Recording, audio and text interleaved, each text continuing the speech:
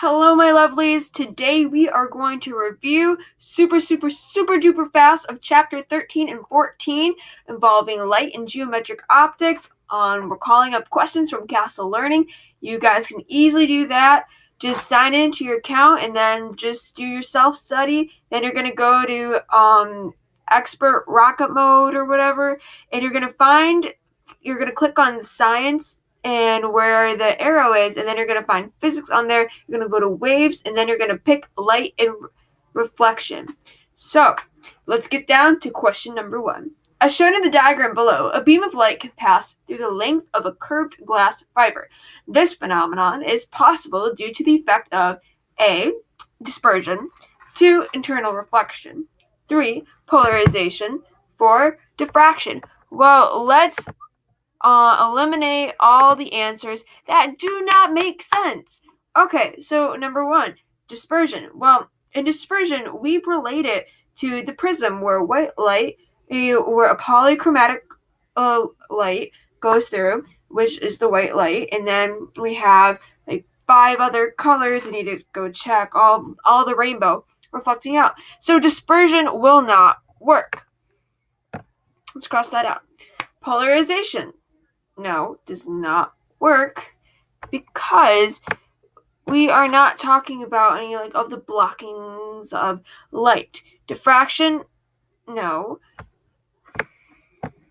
2, it's going to be number 2, internal reflection. So let's click on that. Check our work. Booyah. There we go. Next question. Sorry I didn't explain it enough. I will make another video to go farther in depth, but we are going to go super fast. Number 2. Which phenomenon of light accounts for the formation of images by a lens? Well, it is going to be, if you said refraction, then you are correct. Question number 3. Which optical medium would have the smallest critical angle in the situation shown in the diagram below? Well, 1. Lucite, 2. Water, 3. Canada balsam, 4. Diamond. So which optical medium would have the smallest critical angle in the situation shown in the diagram below? Well, if we go to our reference tables, we see that in the absolute indices of refraction, the greatest number is going to have an angle that is closest to the medium. So, which is the smallest angle? Well, let's look up. We need to compare. Lucite, the index of refraction, is 1.50. Let's write that down so we can remember. 1.50. Okay, that's a little too big. Sorry. Water. We know that's off the bat 1.33. Canada balsam. Actually, I have no idea what that is, and we haven't learned that yet, or whatever it is. I'm going to look it up later, but I don't know what it is, so I'm just going to go shy away from it. For diamond, shine bright like a diamond girl, we have 2.42. Let's write that down. So which out of these 3 is the greatest? Hopefully 2.42 screams the greatest to you. So let's press diamond. Be like Rihanna. Yep. We got it correct, guys. Nice job. Question number 4. The diagram below shows 2 rays of light striking a plane mirror. Which diagram below best represents the reflected rays? Well, at first, I was a little confused on this. This was a little tricky. But then I realized that if we go and draw our medium, like so, medium on both, here, let's change the color for that. Let's change it to blue, just to differentiate them. Let's go back to red. We know that in A, if we draw our reflected angle, it's going to go like that. That's A. And then for B, we draw our angle of reflection. It's going to go like that. So we have A and B pointing the upwards. So let's find it. Does this work? No, it's not pointing upwards. That doesn't work. It's going downwards. Nope, nope, no. And number 3, we have B, A. Now, that doesn't really make sense because, as we said here before, according to our diagram, A must be first and B must be second. So no, no, no, no, no. 4 is going to be our correct answer. Let's check, check, check. Okay. Yep, we got it correct. Awesome job, guys. You're doing great. A ray of light in air is incident on a block of lucite at an angle of 60 degrees from the normal. The angle of refraction of this ray in the lucite is closest to... Okay, remember Snell's law? Well, let's go to our reference tables. We see that n1 times sine theta 1 equals n2 times sine theta 2. A ray of light in air is incident on a block of lucite at an angle of 60 degrees from the normal. So sine 60,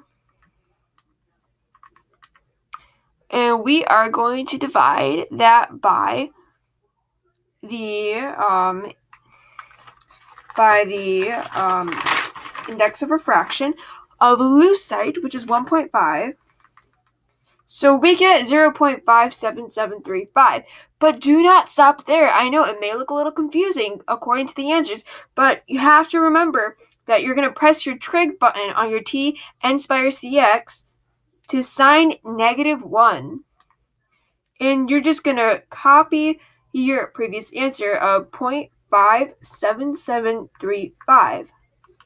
And you get 35.2644. If you got that answer, you're correct. But it says, of course, we have to round it to correct sig figs. How many sig figs are we going to have in this? Well, by looking at the answers given, it's going to be 2. If you said 2 without looking at the answers, good job. So we're going to have 35 degrees.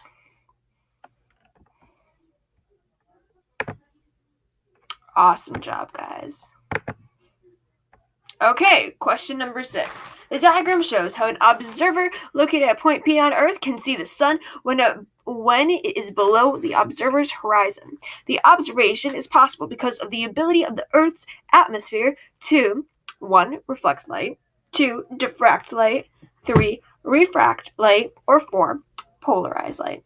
Well, I mean, if we look over here, I thought this was a little tricky at first, but then I noticed that actual position and apparent position.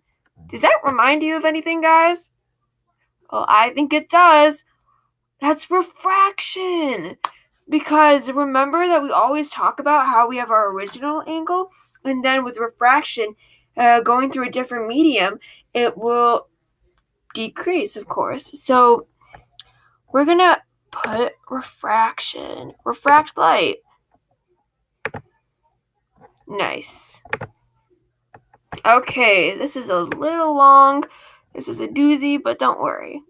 The diagram represents a beam of monochromatic light of 5.9 times 10 to the negative 7 meters, your wavelength. But guys, when you see this right over here, do not worry. Do not touch that. No touchy. Because it has really nothing to do with any computations in the problem. So, traveling from lucite into air. What is the measure of an angle of refraction? Okay, pull out your calculators, y'all. Okay, the measure of the angle of refraction. We're going to use Snell's law of sine 30. And we are currently in lucite, so sine 30.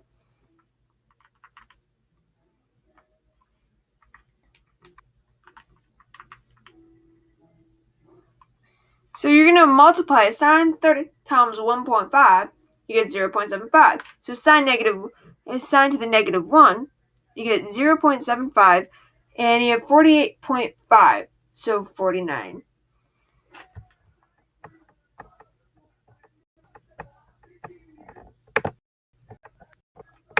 Okay.